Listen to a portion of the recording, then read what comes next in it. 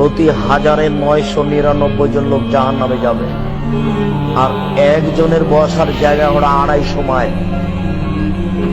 একজন জাহান্নামীর গায়ের চামড়া হবে 42 হাত মোটা।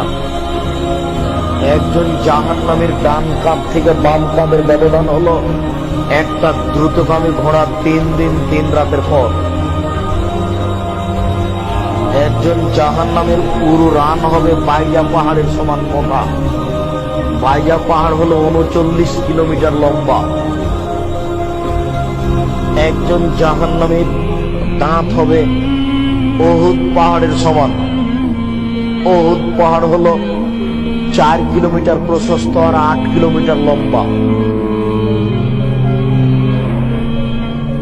একজন জাহান্নামের দাঁত হবে উহুদ পাহাড়ের সমান। একজন জাহান্নামের বসার জায়গা হবে 250 মাইল।